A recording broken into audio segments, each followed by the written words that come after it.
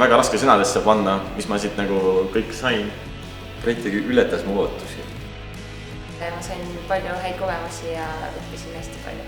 Sellest suvest kõige rohkem meeldis see, kuidas reede hommikuti on suur pettumus, sest see tähendab, et nädalavahetus on tulekul. Nädalavahetus tähendab seda, et ei ole midagi nii huvitavat teha, kui siin Brett. Ei olnud kordagi sellist tunnet, et ma tulen tööle, ma ootan koju minekut, vaid see oli ikkagi see, et ma ootan, mis ma täna tööl teen.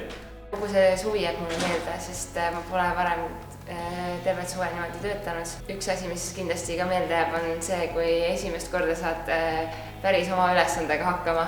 Et see tunne, kui sa tõesti saad aru, et sinust on midagi kasu, see on lihtsalt super. Mul esimene erialaline tööots, kui ma varem vist olin klienditeenindaja söögikohas, siis kõik, mis ma siin tegin, oli põhimõtteliselt esimest korda.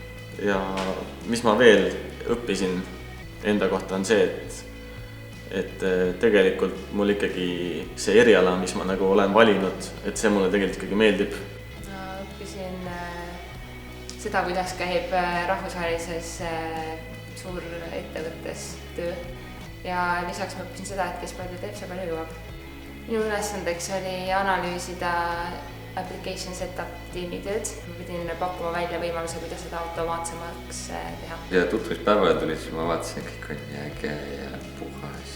Ja siis tegelikult oli kõik väga ilus ja tore, hästi mõnus.